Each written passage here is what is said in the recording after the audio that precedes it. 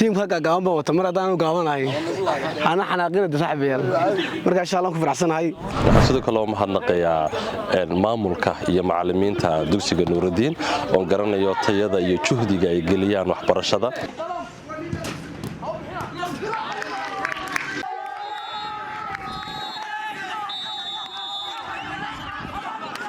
إلهي بمهد سبحانه وتعالى مهد اللبادنا waxaan uga mahad celinaynaa maamulka sare ee dugsiyada sare ee Nuurudiin gaar ahaan Nuurudiin Boys oo maanta halkan ugu bilaamayo tartanka sanadlaha garoonka weyn ee Turkiga maanta bishu tahay 25 bisha Afraad 2026 waxa ku tartami doona 23 galaas oo form 1 ilaa form 4 waxaan maanta toos ugu bilaabeen 4 galaas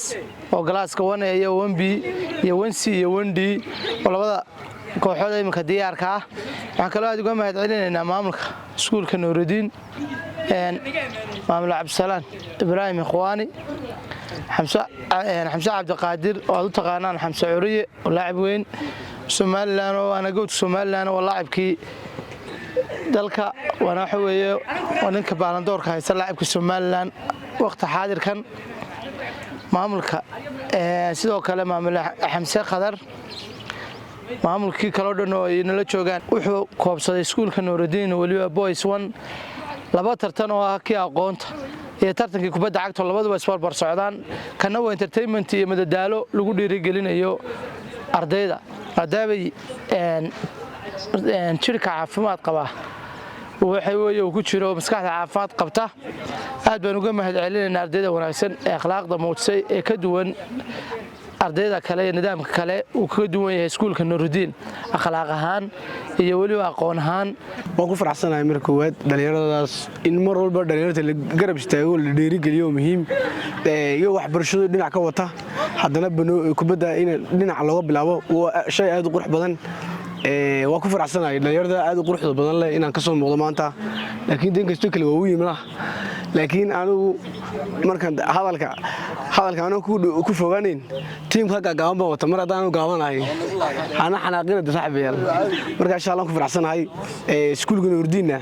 mar walba waxaan rajaynayaa insha Allah mar walba dhalinyarteena garab istaagto sida quruxda badan leh ay si leeblaabto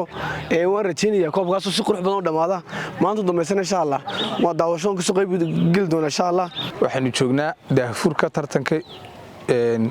iskuulka ama iskuulada Nuurudiin oo runtii ah iskuulada ugu faaca weyn ee gaarka loo leeyahay wadanka ee runtii looguna bartay waxbarasho tayo leh arday dalka iyo dadka waa anfacday inta badan ka qalin jabiso waxaan uga mahad celinayaa gudoomiyaha guud ama mulkiilaha iskuulada Nuurudiin mahad oo runtii ah shakhsi dhalinyarada runtii abaal weyn gashaday dad badan oo ka aflaxina maanta qaranka u shaqeynayaan waxaan leenahay macallin waad mahadsantahay maamul waad mahadsantahay waana mid ka mid ah dadaaladii inay kubaddu tahay waxa la yiraahdaa jirka fayoobi ku jirta maskaxda fayoobi marka kulli waxaan leenahay waa tusaale nool iskuulada kale waxaan ka codsanayaa dhalinyarada in runtii tartamada noocan oo kale loo qabto foowanadii ugu horeeyay dugsigan lagu furay baan kamid ahaa ardaydii ugu horeysayna oo ku faraxsanayna maanta ka soo qayb galo tartan loo qabtay ardayda kala duwan dugsiga Nuurudiin iyadoo dugsiga waxbarasho oo kaliya maaha ee sidoo kale maskaxdooda iyo jirkooda uu dhisayo ardayda kala duwan ee dhigata tan waxay kamid tahay mid keenaysa inay ardaydu ku raaxaystaan waxbarashada ay dhiganayaan waqti entertainment ama ay helaan ay kubadooda iyo hibada ku jirta maadaama dhalinyarada reer Soomaaliland dhamaantood ay kubadda cagta ay ciyaaraan waxaan xasuustaa xilliga imika ay joogaan xilligan joogay tartankii ugu horeeyay Nuurudiin sidan oo kale la qabto maanta Mahdi Jawaaso wado inaan kamid ahaa dadkii qabtay garoonka weyn ee dhalintaan ku qabanay arday kala duwan oo fara badan oo dugsiyada qaybaheeda kala duwan ka socday taasina guul bay ahayd inaan maanta ka soo qayb galo waxaan sidoo kale u mahadnaqayaa maamulka iyo macallimiinta dugsiga Nuurudiin oo garanayo tayada iyo juhdiga ay geliyaan waxbarashada waxay noo sahashay annaga laftarkayga maanta markaanu eegno halkaanu nolosha ka joogno waxbarashadaan ku soo qaadanay dugsiga nuurudiin inay naga dhigto meel kastoo aanu tagno honor hadday noqoto jaamacaddii waxbarashooyinkii kala duwanaa ayaanu soo dhiganay hadday noqoto shaqada laftarkeedii waxbarashada maanta ay dhallinyaradaasi maanta ay ku jiraan iyo kubaddaasi waxay keeni doontaa britol inay noqdaan dadka hogaaminaya aad baan ugu mahadnaqayaa maamulka macallimiinta cidda soo abaabushay tartankani dhallinyarada lagu cogayo amaba maskaxdooda iyo jidhkoogaba lagu dhisayo waxaa leeyahay waa tartan wanaagsan oo u baahan yihiin dugsiyada kalena inay kaga daydaan runtii furitaankan quruxda badan ee aynu ku furayno sportska iskuulladeena nuurudiin dugsiyada sare inamada farxad runtii aan la soo koobi karinay noota sportsku sidiisaba waa noloshii weeye sida uu sheegay kabtan mahdi jawaase maskaxda caafimaadka qabtaa waxay ku jirtaa jirka caafimaadka qaba dhallinyaraduna taa waa ogsoon yihiin halkan waxaa ka dhacay 2 ciyaarood ay wada ciyaareen fasalada 1A iyo 1B ciyaar aad iyo aad u qurux badan bay dhallinyaradu soo bandhigeen runtii aad u cajiib badnayd oo la ismari waayey oo lagu kala bixi waayey oo heer sare ahayd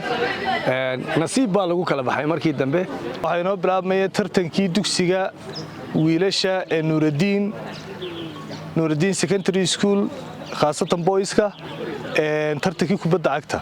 tartankana waa tartan runtii qiimo badan oo dhiirigelin iyo farxadgelin iyo aqoontana qayb ka ah waxbarashada qayb lixaad laayay kiin ciyaaruhu caafimaadka isdhexgalka dhallinyarta marka waxa weeye waa qayb ka mid ah waxbarashada weeye waana extra activities curriculumka waana waxyaalaha siyaasad ahaan noo qorshaysan aan dhallinyarta waxbaranaysa ku dhiirigelino tartankan waa tartan runtii aad iyo aad u qiimo badan oo aan jecelnahay inay halkaana uu ka sii socdo oo insha allahu tacaala aan qaban doonno kuwan iyo qaar kale oo ka badan